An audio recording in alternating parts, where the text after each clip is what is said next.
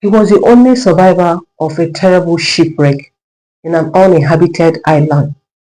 But then, he had no tactics on how to survive. As a survivor, he kept crying to God that God would come to his aid. He kept praying, if you are the one in such situation, what will you do?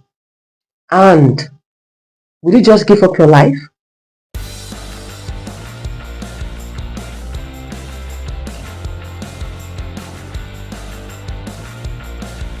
Hello, you're welcome to my channel. My name is Lovely. I'm a Nigerian YouTuber based in Kuwait. If this is your first time, I welcome you. God bless you. And if you're a returning subscriber, thank you so much. I appreciate you. Please don't forget to like the video. If you have not subscribed, do well to subscribe and please share the video out. Let's enjoy this story. This young man happened to be in a ship and there was a shipwreck, a terrible one that everyone in the ship, died. So he was the only one left. But he kept praying and crying out to God that God will show him mercy and that someone will come to his aid. Every day is passing. You can imagine an uninhabited island where someone is left to himself. Trust me, he was washed off to the seashore by water, which I know is God's mercy. Okay, someone may ask, how did he get out? Okay, you could have thought of shark, wild animals and stuff like that, but God preserved him. Someone in such situation will begin to look like, why did I survive and what will I do here? Surrounded by, water, an island. So he kept praying every day that God will show him mercy. Being human that he is, he was hungry and he needed a place to lay his head. So he looked for some things and built a hut. In that hut, he kept himself and some other stuff that he was able to gather. Somewhere that is an uninhabited places, you can see some people's luggages that must have been of the past and got some things that kept for himself. So the next day he slept there. The next day he got up to go and look for food to eat, either to go for fishing or whatever. From the story, he went to go and get food. While coming back after getting food he's going to eat, he saw that hut. That hut was ablaze. There was smoke all over. There was fire. Everything had been consumed. And he was like, God, what is this? Why did you save me and then now put me through this trauma again? Why did you save me and then you want to put me through this pain? He was not happy. He cried and he prayed to God and said, please show me mercy. I don't know what else to do. It's like the world has come to an end for him.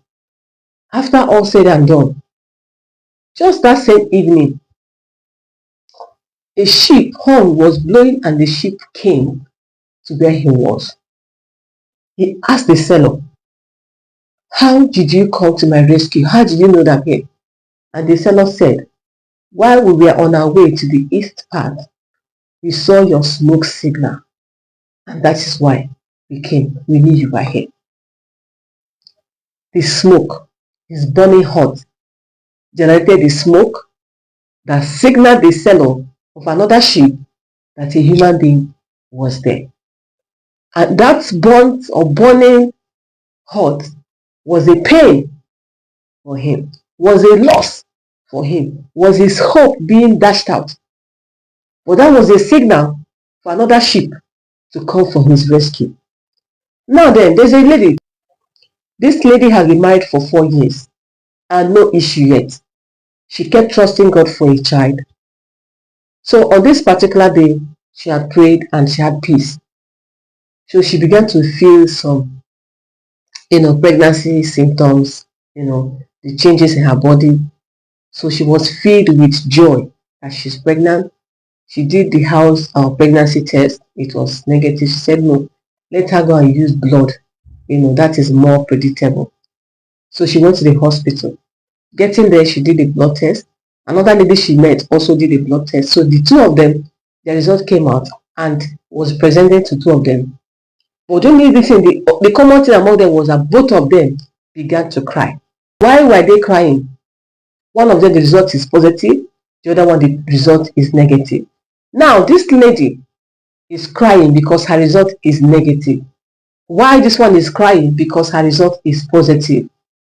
And she asked her, why are you crying? Say she has 5 children already. Now, she's pregnant again.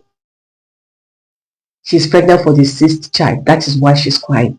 She doesn't want that. This lady has been waiting for 4 years. Her result is negative and she is crying. Why did I share all these stories? 2024 has just few days to go. And you may be heartbroken. You may be wondering, why has God not come to my rescue? You may be asking, why hasn't my burnt heart signaled that miracle? Or why is God allowing my heart to burn? And you may be asking, why is God allowing me to go through this year again without this pregnancy, without this child, without the husband, without whatever it is? You want to be gloomy? Yeah, human speaking, you have every reason to be gloomy. But if you look inward, if you can know that this God whom you are trusting, nothing is difficult for him, trust me, it will be better for you to enter 2025 with a heart of joy. And how do you do that? It's by you ending this year, 2024, with gratitude, with a heart of thanksgiving, with an appreciation. Thank him. I don't know what situation you may be going through. I myself, I don't have it all. There are things I had wished and wanted and prayed for, they have not come. But does it make me to give up and feel that God has failed me, or be gloomy, or speak evil of 2024, or for me to plan to enter 2025 without hope or faith in God because he has not fulfilled this one? Then I want to feel that 2025 is not going to be it? No. Whether he fails me or not, I will keep trusting him. I'll keep judging him faithful. Sarah judged God faithful. Yes, Sarah had situations. She judged God faithful. And God came through for her. Can you imagine at what age she got pregnant? She held on to God. At a time, she had to laugh. Like when he said, angel said she's going to have a child, she laughed. Sometimes the pastor may tell you, don't worry, this is going to come. You may feel like, only if this pastor knows how long I've been waiting. But when you get yourself, get back again. Get back on track. Ask for mercy and keep your faith going. Keep your hope alive. Hold on to him. Trust him. He will come to your aid. Though it may tarry, but it will surely come to pass. Has he promised? He will never fail you. His word is yea and amen. If you fail not. You can imagine Jesus telling us, if only we can have faith as small as a mustard seed. Men, have you seen mustard seed? It was when I got to create, I knew what mustard seed is. It's as tiny. You know alligator pepper? Alligator pepper is bigger, that is maybe 3 times mustard seed. So you can imagine that. If your faith can be as small as a mustard seed, you can say to this mountain, be healed, and it will be moved.